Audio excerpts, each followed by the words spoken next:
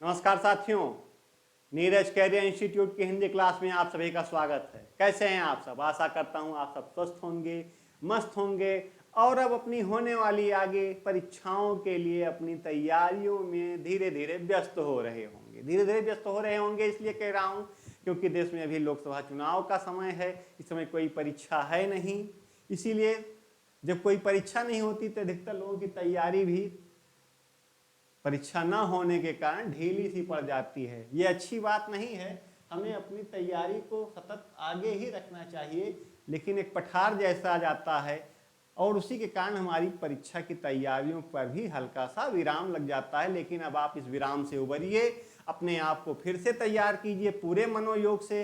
अपनी आने वाली भर्ती परीक्षाओं के लिए कमर कस लीजिए, तैयार होइए और अपने अपने अध्ययन का दायरा और बढ़ाइए। परीक्षा का समय अब बहुत दूर नहीं होगा, क्योंकि जैसे ही आचार संहिता समाप्त होगी, जो भी परीक्षाएं लंबित हैं वो परीक्षाएं होंगी। आपको उनके दृष्टिगत अपनी तैयारी को जारी रखना है और उसे मेंटेन करते रहना है। ठीक, आइए आज के प्रकरण पर चर्चा करते हैं। हमारा आज का प्रकरण है यड़ संधि। हमारी आज की जिस विषय पर हम चर्चा करेंगे, हमारी आज की संधि है यड़ संधि। इसके पहले हम चर्चा कर चुके हैं संधि के अंतर्गत ही हम इसके पहले चर्चा कर चुके हैं दीर्घ संधि पर, वृद्ध संधि पर और गुण संधि पर। क्रम क्या होगा? हम चर्चा कर चुके हैं दीर्घ संधि पर, गुण संधि पर और वृद्ध संधि पर। इन तीनों पर चर्चा हम कर चुके हैं। यड़ संधि से मामला थोड़ा सा अलग हो जाता है। थोड़ा इसलिए अलग हो जाता है क्योंकि वृद्ध संधि में तो सभी अपने समान स्वरों से जोड़ करते हैं। सभी स्वर किससे करेंगे? अपने समान स्वरों से, अपने समान स्वरों के साथ। जैसे आ से करता है, ई से करती है, उ से करता है, री से करता है। ऐसा नहीं होता दीर्घ संधि में कि आ ई से कर डाले। गुण संधि में क्या होता है? गुण संधि में आ करता है लेकिन अलग अलग। ई से करता है तो ए बनता है, उ से करता है तो ओ बनता है, और री से करता है तो अर बनता है। क्या क्या किससे किससे होता है? ये संधि करेंगे किसके साथ?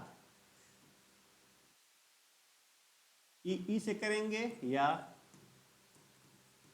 उ से री, इससे करते हैं तो क्या बनता है? ए ओ और अर बनता है। वृद्ध संधि में आ और आ ही करते हैं, लेकिन किसके साथ? ए आय के साथ या ओ और औ के साथ, इसके साथ संधि करते हैं। यड़ संधि में अब मामला अलग हो जाता है। अब हम आ से आगे बढ़कर ई उ और री की तरफ बढ़ते हैं। अब देखिए यड़ संधि में क्या होता है। यड़ संधि में यदि ई उ अथवा री का योग किसी असमान स्वर के साथ, मतलब ई का जो योग हो रहा है वो ई छोड़कर और किसी से, आ से हो सकता है, उ से हो सकता है, और किससे हो सकता है? री से भी हो सकता है। जब इनके साथ योग होता है तो क्रमशः क्या बनता है? या, वा और रा। कैसे कैसे? ई का किसी असमान के साथ होगा तो या बनेगा। ई का जब या किसी असमान के साथ होगा तो या बनेगा। उ का जब किसी असमान के साथ होगा तो वा बनेगा, और री का जब किसी असमान स्वर के साथ योग होगा तो रा बनेगा। ई के साथ या, उ के साथ हुआ और री के साथ रा। हम इसे यही कह सकते हैं, ये हो जाएगा यवर संधि। कहते भी हैं, समझने के लिए आसानी होती है। कौन सी संधि हो जाती है? ये हो जाती है यवर संधि, जिसमें या, वा और रा बने वो संधि यवर संधि, यड़ संधि, यवर संधि। ठीक, जैसे अब देखिए उदाहरण में ई का जब असमान स्वर, असमान कौन कौन से हो सकते हैं? यहाँ आ हो सकता है, उ हो सकता है या री हो सकता है। इसके साथ और हो सकते हैं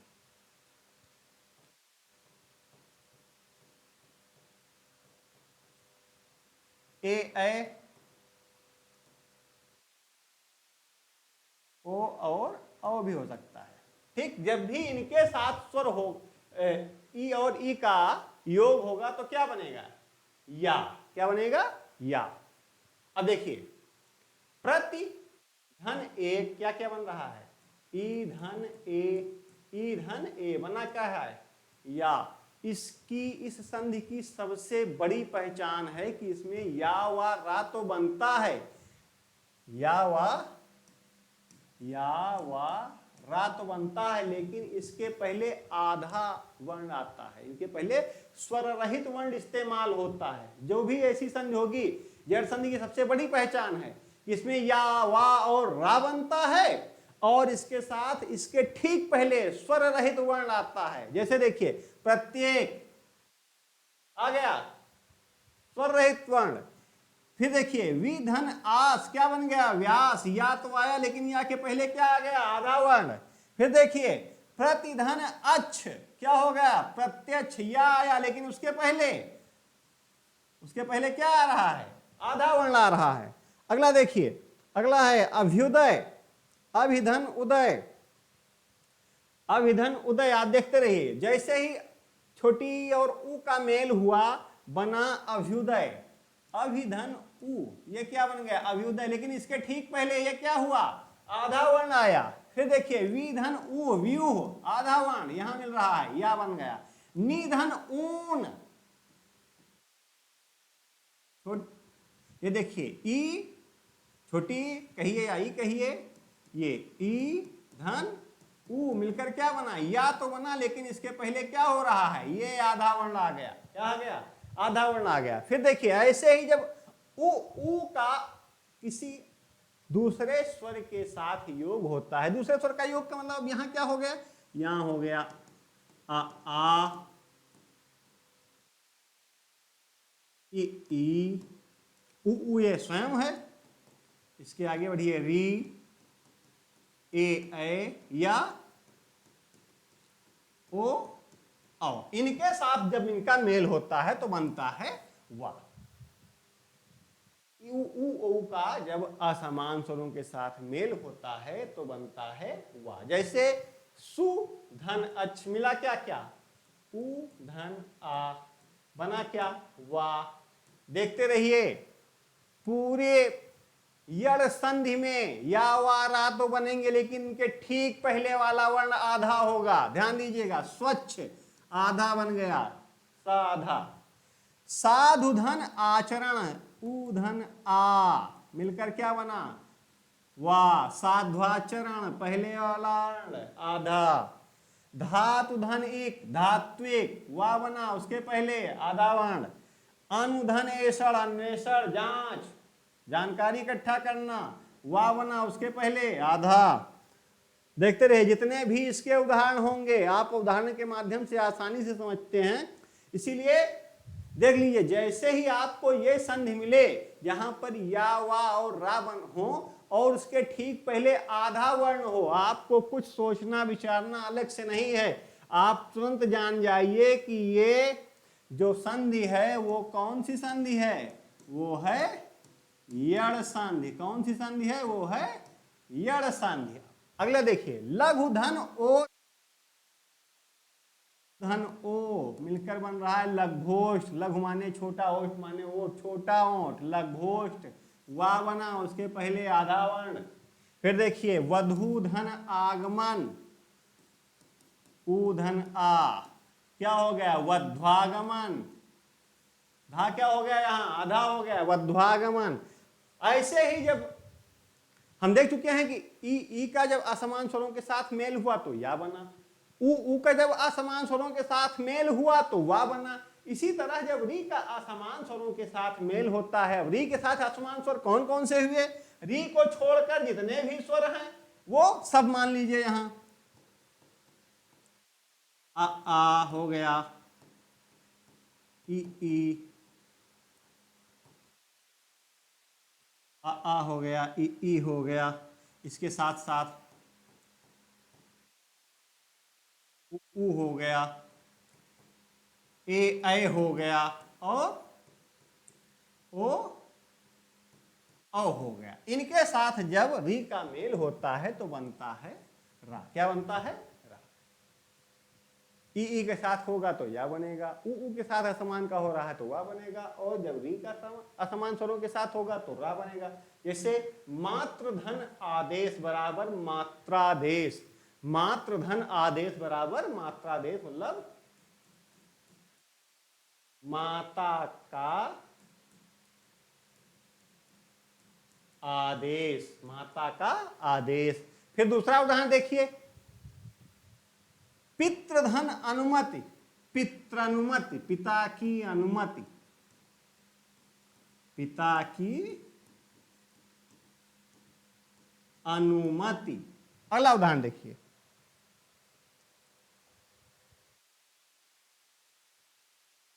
अगला उदाहरण है मातृधन अंश, मातृधन, ये मातृधन आज्ञा। अगला उदाहरण है मातृधन आज्ञा। क्या हो गया? मात्राज्ञा, माता की आज्ञा। सब समान ही है लगभग, क्योंकि री में बहुत ज्यादा मिलता नहीं है।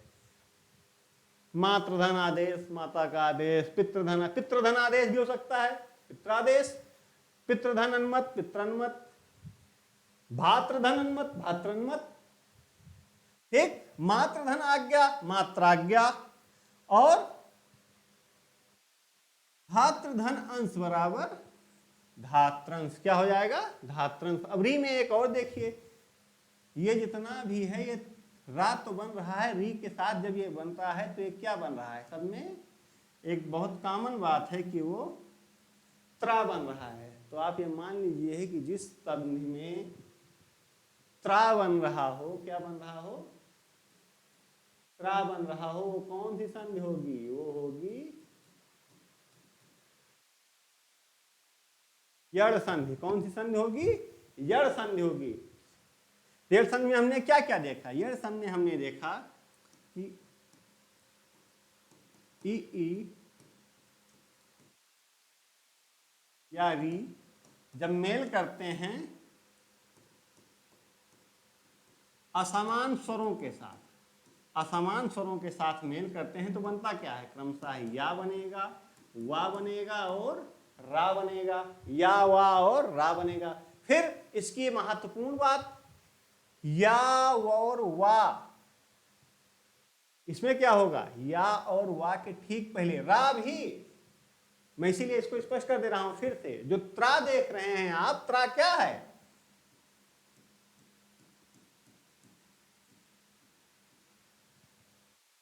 स्वर रहित ता और रा मिलकर क्या बनता है? त्रा बनता है। तो आप यहां जान लीजिए, ये ऐसे त्रा देख लीजिए, त्रा में क्या है? स्वर रहित ता है और रा है, मतलब या, वा और रा तीनों के पहले क्या होंगे? इन तीनों के पहले, तीनों के पहले स्वर रहित वर्ण होगा, स्वर रहित वर्ण। इसको हम कहते हैं आधा वर्ण। क्या होगा? आधा वर्ण। चाहे या के साथ हो, चाहे वा के साथ हो, और चाहे रा के साथ हो।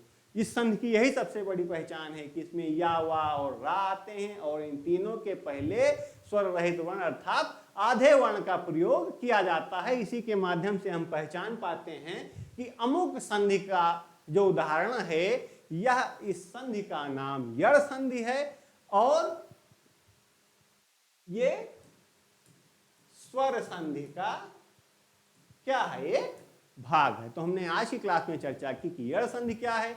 यड़ संधि जब ई उ और री किसी असमान स्वर के साथ मेल करते हैं, उनका जोड़ होता है, उनसे संधि करते हैं, तो उनसे क्रमशः या, वा और रा का निर्माण होता है, और इस संधि को हम यड़ संधि कहते हैं। इसकी खास बात यह होती है कि या, वा और रा के ठीक पहले का वर्ण आधा होता है, स्वर रहित होता है। उदाहरण के माध्यम से हमने देखा कि इनका हम प्रयोग कैसे करते हैं, और वे कौन से बिंदु हैं जिनके माध्यम से आसानी से पता लगा लेते हैं कि यह उदाहरण यड़ संधि का उदाहरण है।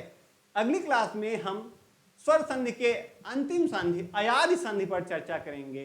तब तक के लिए आप सभी हमारे वीडियोज देखते रहिए, हमारे चैनल को लाइक कीजिए, सब्सक्राइब कीजिए, कमेंट करते रहिए, उससे हमारा भी उत्साहवर्धन होता रहता है। आप सभी को नमस्कार।